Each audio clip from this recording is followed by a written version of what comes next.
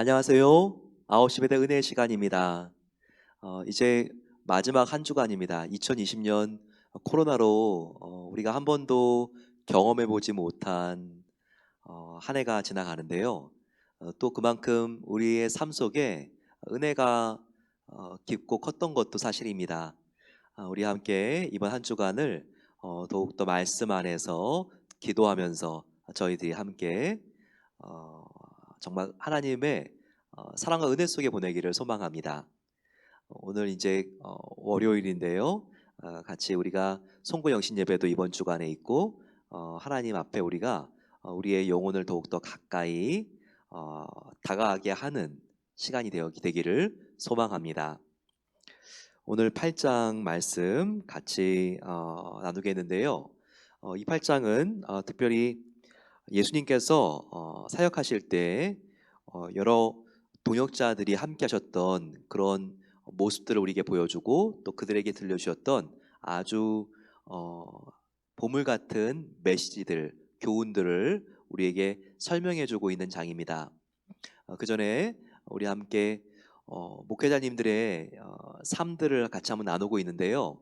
오늘은 고영석 전도사님, 청년부와 또 온라인 예배를 지원해 주시는 우리 귀한 전도사님 어떤 삶을 살아오셨는지 짧게 같이 나누겠습니다. 안녕하세요. 베레교회 성도님 여러분들, 고영석 전도사입니다. 짧게 저의 인생과 또 하나님께서 저의 삶을 어떻게 이끌어 오셨는지에 대해서 잠깐 나누려고 합니다. 저는 목회자 가정에서 태어나서 목회자 가정에서 자라고 성장해 왔지만, 제가 실제로 하나님을 인격적으로 만나고 또 하나님의 부르심을 듣고 제가 순종하게 되기까지는 굉장히 오랜 시간이 걸렸던 것 같습니다. 그만큼 하나님께서 오랫동안 인내해 오셨다라는 것이겠죠. 제가 20대 후반이 되어서야 그러한 경험들을 하게 되고 하나님의 부르심을 받게 됩니다. 저는 예배를 통해서 그리고 찬양팀을 섬김으로 인해서 그러한 경험을 하게 되고요. 그렇기 때문에 저는 앞으로의 삶 동안에도 계속해서 하나님을 예배하는 삶으로 그렇게 살기로 하나님께 고백을 드리고 순종의 길로 들어서게 되었습니다. 그 전까지는 저는 하고 싶은 것도 없었고 저의 꿈을 가지고 있거나 또 무엇을 하면서 살아야 할지 전혀 알지 못하는 소망이 없는 삶을 살았던 것 같아요. 그리고 남들하고 비교를 했을 때 제가 가지고 있는 것이 없고 또 뛰어난 것이 아무것도 없었기 때문에 굉장히 열등감에 사로잡혀서 살아갔던 시간들이 굉장히 길었고, 그로 인해서 우울함이나 또 여러 가지 스트레스 그리고 불면증 이런 것들 때문에 고생했던 시간들이 굉장히 길었던 것 같아요. 그러나 그 모든 것들이 한순간에 변하게 되는 건 단 한 번의 예배였던 것 같습니다. 그 한 번의 예배를 통해서 저의 인생이 완전히 변화가 되었고, 그리고 저는 앞으로 하나님께서 무엇을 맡기시던지 저는 다 순종하면서 살아가겠습니다. 제 남은 인생 동안 그렇게 살아가겠습니다 라고 고백을 하게 됩니다. 그 일이 있은 이후로 저는 하나님께서 미리 예비해 두신 정확한 타이밍과 때에 스텝들을 밟게 되고요. 저는 직장 때문에 이곳 포틀랜드로 오게 되었지만 하나님께서 인도해 주심으로 인해서 저는 직장 일을 그만두게 되고 또 셀렘에 있는 YMTTS 제자훈련학교를 가게 됩니다. 그리고 나서 제자훈련학교를 마치고 저는 신학대학원을 들어가게 되고 그와 동시에 청년부 사역을 시작을 하게 됩니다. 그렇게 하나님께서 인도해 주시고 전적으로 저에게 부어주신 은혜로 인해서 지금까지 정말 감사하게 하나님께서 맡겨주신 것들을 감당을 하고 있고요. 되돌아보면 새롭게 생긴 하나님께서 주신 하나님으로부터 받은 그러한 소망들이 계속해서 이 오레곤 땅에서 이루어지고 있는 것들을 경험을 하게 됩니다. 그렇기 때문에 저는 앞으로도 하나님께서 저를 오레곤 땅에 남게 하시는 한 하나님의 종으로서 열심히 사역을 할 그런 결심을 가지고 있습니다. 네, 고전도사님 또 현진 사모님, 아라 이렇게 응원해 주시고요.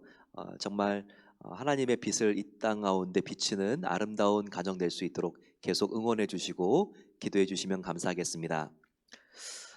8장 1절에 이렇게 시작되고 있습니다. 그 후에 예수께서 각 성과 마을에 도로 다니시며 하나님의 나라를 선포하시며 그 복음을 전하실새 12 제자가 함께하였고, 이렇게 나와 있습니다. 이 말씀을 우리가 한번 눈여겨보세요. 예수님의 가장 중요한 사역, 하나님의 나라 선포, 그 사역이 계속되는 것을 우리가 볼 수 있습니다. 예수님께서는요, 공생의 시작부터 마지막까지 그 사역이었다는 것을 우리가 알 수 있습니다. 처음에 말만 하고 좀 하는 신용만 하다가 중단하는 것이 아니라, 일상의 사람들은 일을 대부분 다 그렇게 하잖아요. 예수님은 시작부터 마지막까지가 초점이 있는 사역을 하셨습니다. 바로 그것은 하나님 나라를 선포하고 죽은 영혼들에게 생명을 얻게 하는 바로 복음을 전하는 사역이었습니다. 2절, 3절 보게 되면요, 그렇게 복음이 선포되었을 때 악귀가 쫓아지고 또 병고침을 받고, 그리고 여자들 중에서 7귀신 들린 여자가 자유를 얻었습니다. 바로 이 여자가 누굽니까? 막달라 마리아입니다. 보시면 막달라인이라 하는 마리아와라고 나와 있죠. 이 지금 막달라라고 하는 지역은요, 디베리아 호수, 갈릴리 호수로부터 약 한 5km 정도 떨어져 있는, 멀지 않는 곳에 있는 마을인데요. 여기에 7귀신 들렸으니까 얼마나 사회생활이 불가능한 거죠. 그렇게 힘들어하는 여인이 예수님의 정말 그 척기 사역으로 나음을 입었습니다. 그 이후로는 이 막달라 마리아는 다른 제자들과 같은 수준으로 예수님께 헌신하고 예수님을 따르는 여인이 되었습니다. 그 외에도 예수님 주변에는요, 아주 신실한 여인들이 예수님을 정서적으로, 영적으로, 물질적으로 지원했습니다. 그리고 이 여인들은 예수님이 십자가에 달려 죽으실 때도 바로 그 갈보리 언덕 위에 같이 있었고, 또 예수님이 무덤에 안장됐을 때도 예수님의 시체를 지켜주기 위해서 올라왔던 여인들이죠. 그 여인들의 이름이 이곳에도 나와 있습니다. 3절에 헤롯의 청지기 구사의 아내 요한나와 수산나와 다른 여러 여자가 함께하여 그들의 소유로 그들을 섬기더라라고 말하고 있습니다. 자, 이들을 뭐라고 하는지 아세요? 갈릴리의 여성교회라고 합니다. 여성교회는 이렇게 하나님의 사역이 있으면 적극적으로 복음을 위해서, 주님과 교회를 위해 선신할 때 가장 아름다운 겁니다. 동창회하고는 분명히 달라야 되겠죠. 한 명 한 명 볼까요? 구사의 아내 요한나. 구사는 누굽니까? 그 당시에 헤롯 대제가 있었는데요. 이 헤롯의 이름은 바로 헤롯 안티파입니다. 그러니까 예수님 태어났을 때 어린 영아들을 다 살해를 명했던 그 헤롯은 아니고요. 그 헤롯은 벌써 죽었고요. 그의 아들 중에서 헤롯 안티파가 이렇게 그 당시에 요 갈릴리 지역을 통치하고 있었습니다. 그런데 그 지역에 바로 황제였던 헤롯 안티파의 재무부 장관 이름이 구사였어요. 왕의 신하였죠. 이 왕의 신하의 아내가 굉장히 적극적으로 예수님을 후원했습니다. 그의 이름이 구사의 아내 요한나라고 하죠. 여기 구사를요, 특별히 요한복음 4장 46절에 예수님께서 낳게 하신 왕의 신하의 아들이라고 보는 바로 그 견해가 있습니다. 무슨 말이냐면 바로 요한복음의 4장 46절 보게 되면 예수님께서 왕의 신하의 아들을 고칩니다. 근데 이 왕의 신하가 바로 구사라는 거죠. 이 구사와 요한나의 아들이 죽게 되었는데 예수님이 고쳐 주신 이후로 이 가정은 헤롯 안티파의 신하지만 정말 예수님을 전폭적으로 후원을 했다는 겁니다. 또 누가 있죠? 수산나가 있습니다. 그녀의 이름은 백합이라고 하는 뜻인데요. 수산나가 그만큼 친절한 여인이었을 것으로 추정합니다. 그리고 마가복음에 보면 그 외에도 다른 여인들의 이름이 나와 있는데 15장 마가복음 40절 보게 되면요. 막달라 마리아도 이 여인들과 함께 예수님을 섬겼습니다. 예, 그리고 또 작은 야고보와 요새의 어머니 마리아도 예수님을 가까이 섬겼습니다. 또 누가 있습니까? 야고보와 요한. 여기서 야고보는 큰 야고보입니다. 큰 야고보와 그리고 이 요한의 어머니 바로 그 여인의 이름은 누구죠? 그들의 아버지는 세베대고 그리고 이 세베대의 아내이면서 요한과 야고보의 어머니 이름은 살로메입니다. 이렇게 살로메 그리고 작은 야고보의 어머니였던 마리아 그리고 막달라 마리아, 수산나, 요한나 이와 같은 여인들이 누구라고요? 갈릴리의 여성교회라고요. 예, 그들이 정말 예수님을 최선을 다하여 섬겼습니다. 어, 이와 같은 예수님을 위해서 우리도 우리의 마음과 몸을 다하여 섬길 수 있는 그와 같은 특권과 은혜가 함께 하시기를 소망합니다. 예수님께서 네 가지 땅에 떨어진 씨의 비유를 그 다음부터 하고 있죠. 4절부터 8절입니다. 씨가 뿌려졌는데 하나는 길가에, 하나는 돌짝밭에, 하나는 제대로 뿌려진 듯 하지만 열매가 씨가 발아되고 싹이 나왔을 때 가시밭이기 때문에 기운을 막아서 시들었습니다. 그리고 네 번째 밭, 좋은 밭에 떨어진 씨는 30배, 60배, 100배의 열매를 맺었습니다. 이렇게 예수님께서 설명하십니다. 그리고 나서 그 뜻이 무엇인지는 이제 차근차근 예수님께서 10절부터 설명을 해 주시죠. 비유는 이러하니 바로 이 씨가 밭에 떨어졌다고 했는데 씨는 하나님의 말씀이라고 말하고 있습니다. 11절 씨는 하나님의 말씀이요. 12절 길가에 떨어졌다는 뜻은 무엇입니까?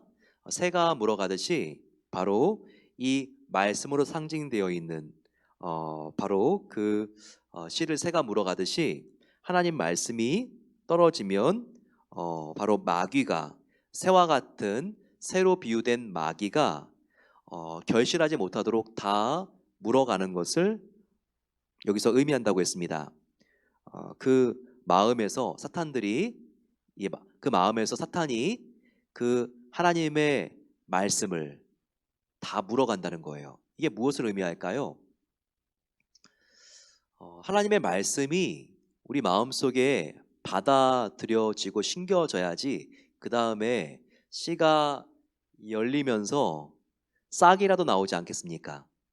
하지만 말씀이 들어갈 때 사람의 생각이 딴 곳에 있으면요, 이 말씀이 마음속 깊이 심겨지지 못합니다. 그러면서 정말 사탄이 그 씨로 상징되어 있는 말씀을 다 물어가죠. 우리가 새로운 사람을 교회에 초대했을 때 정말 그 사람을 위해서 우리가 간절히 기도해야 됩니다. 그 사람의 마음은 영적인 전쟁이 한창 진행 중일 수 있어요. 교회에 와 있는데 지금 하나님 말씀을 듣고 복음을 들어야 되는데 사탄이 딴 생각을 하게 만들죠. 너 오늘 집에서 나올 때 불 끄고 왔어? 지금 혹시 불 끄고 오지 않아가지고 냄비가 완전히 탄 거 아니야? 이런 생각들을 하게 합니다. 실제로 세교들을 이렇게 초청했는데요.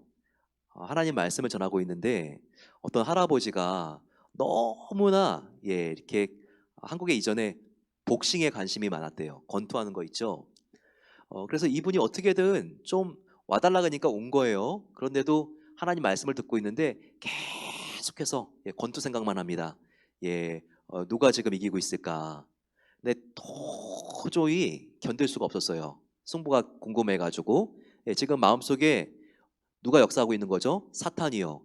사탄이 그 하나님 말씀이 지금 마음에 들어가기만 하려고 하면 다 그것을 빼앗아 가는 겁니다. 딴 생각을 하게 하면서. 그래서 이 할아버지가요, 하나님 말씀이 선포되고 있는데 목사님 설교 중에 걸어 나와서 죄송하다고 목사님한테 큰 인사를 하고, 그리고 나서 난 지금 권투 보러 가야 되겠다고, 그렇게 예배도 안 끝났는데 바깥으로 나가버렸습니다. 그러니까 바로 지금 새로 상징되어 있는 사탄이요, 말씀이 떨어지면 그 마음속에서 이제 열매를 맺고 그리고 구원받을 수 있으니까 어떻게든 그냥 물어가려고 그러는 거예요. 그래서 정말 우리는 누군가를 전도하려고 할 때, 그리고 하나님의 말씀이 내 마음속에 심겨지려고 할 때 딴 생각하지 말고 우리가 사탄이 그 보배로운 씨앗을 물어가지 않도록 정말 말씀을 갈급해하고 내 마음을 가난하게 비워놓고 정말 목마른 사슴처럼 그 말씀을 사모해야 합니다. 두 번째 밭, 이것은 돌짝밭이라고 했죠. 이 돌짝밭의 특징은 뭐냐면요, 돌짝밭이기 때문에 13절에 뿌리가 없어서 금방 수분이 없는 상태가 되기 때문에 시련을 당할 때 예수님을 배반한다고 나와 있습니다. 자, 돌짝밭은 돌이 이렇게 많기 때문에 씨앗이 떨어져도 뿌리를 깊이 내릴 수가 없죠. 바로 이것을 지금 예수님께서는 시련이라고 하는 바로 이 단어로 설명하시죠. 즉 돌짝밭은 정말 힘들고 어려운 터프한 일상의 외부적인 환경에서 오는 시련을 말합니다. 우리가 예수님 믿으려고 그러는데 경제적으로 정말 고난이 닥쳐요. 예수님 믿어보려고 하는데 정말 엄청난 시댁의 반대가 있습니다. 예수님 믿어보려고 하는데 정말 나의 자녀가 더 막 흔들리는 모습을 보게 돼요. 그런데 예수님 믿으면 복만 받아야 되는데 잘못된 것인가? 아닙니다.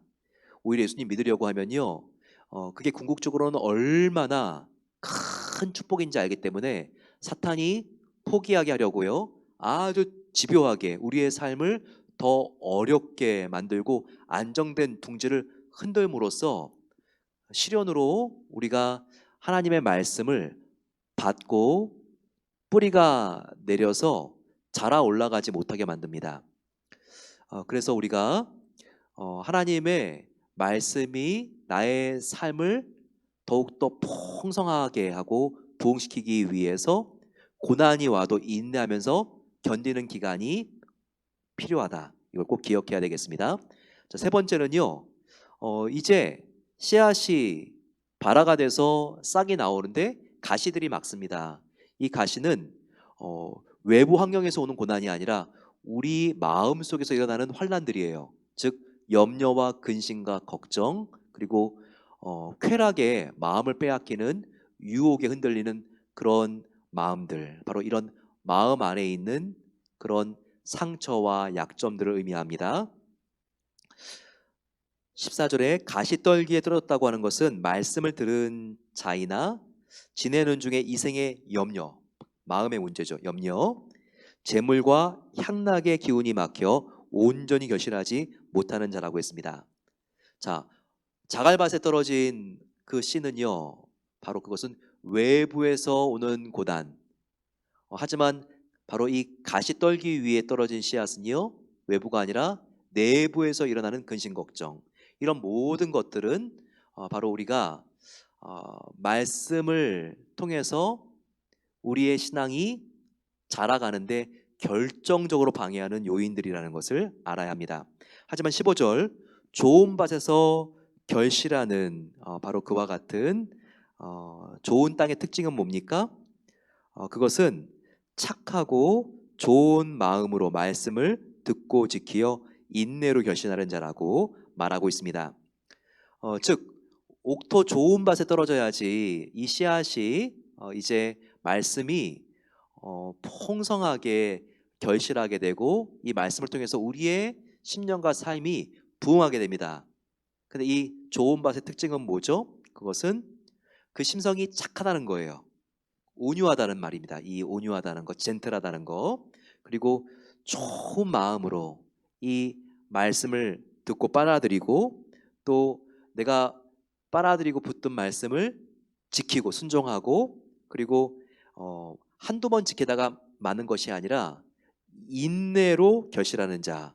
비록 좀 힘들고 내 마음속에 유혹도 있고 바깥에서 고난도 온다 할지라도 인내하면서 그 고비들을 지내는 자, 그 고비들을 넘는 자, 그에게는요 30배, 60배, 100배의 열매가 맺히는 것을 우리에게 알려주고 있습니다. 또한 그 뒤보게 되면요, 너희는 너희의 구원받은 것을 너희의 행실로 증명해야 된다라고 이렇게 예수님께서 말씀하시죠. 그 비유를 바로 등불은 말로 가려놓는 것이 아니라 등경 위에 두어서 멀리까지 비치게 하나니, 자, 이것을 우리에게 보여주고 있습니다. 빛인 예수님을 우리가 따르기 때문에 변화를 받아 빛의 삶을 살아가는 저와 여러분들, 예, 그러면요 우리가 이 빛을 내가 겸손해야 된다고 해서 가려놓는 것이 아니라 이 정직한 신실한 삶을 이 세상에 나타내어야 합니다. 그래서 이 세상 사람들이 우리한테 나오는 그 빛을 보고 하나님께 영광을 올려드리고 또 예수님 믿는 결단이 일어나게 해야 한다는 바로 주님의 말씀입니다. 사역하고 있는데 제자들이 예수님, 지금 예수님의 가족들이 면회 왔습니다. 예수님의 어머니 마리아도 왔고요, 동생들도 왔습니다. 이렇게 보고를 하죠. 그랬더니 예수님께서 뭐라고 말씀하십니까? 21절에 내 어머니와 내 동생들은 하나님의 말씀을 듣고 행하는 사람들이라. 바로 혈육의 어머니와 형제가 나의 가족이 아니라 바로 하나님의 말씀, 나의 아버지가 하나님인데 그분의 말씀을 함께 실천하고 지키는 자가 다 나의 가족이다라고 말씀하십니다. 이 말씀도 역시 바로 우리가 구원받았으면 이제는 행하는 믿음, 하나님 말씀대로 순종하는 삶이 얼마나 가치가 있고 중요한지를 우리에게 보여주고 있죠. 이렇게 가르치다가 예수님께서 이제 배를 타고 호수 저편으로 제자들과 함께 이동하게 되었습니다.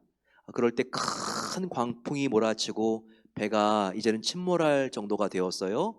그때 예수님은 주무시고 계셨는데 참 피곤하셨나 봐요. 예수님을 흔들어 깨우면서 다급해진 제자들이 예수님, 우리가 죽게 되었습니다 라고 말하죠. 그랬더니 예수님께서 뭐라고 말씀하십니까? 오히려 예수님께서 너희의 믿음이 어디 있느냐라고 말씀하시면서 믿음이 없으니까 이렇게 두려워하지. 제자들을 책망하시고 예수님께서 바다를 꾸짖어 잠잠하라 말씀하시니 그 성난 광풍과 파도가 잔잔해지게 됩니다. 그러면서 제자들이 충격을 받죠. 이렇게 하나님께서 말씀하시는 바로 그 놀라운 이 자연을 통치하는 능력이 바로 예수님 안에도 있구나라는 걸 느끼면서 이 광풍을, 이 풍랑을 잠잠하게 만드시는 예수님은 누구인가? 그들 마음속에 경외감이 생깁니다. 그러면서 바로 예수님의 책망도 생각이 났죠.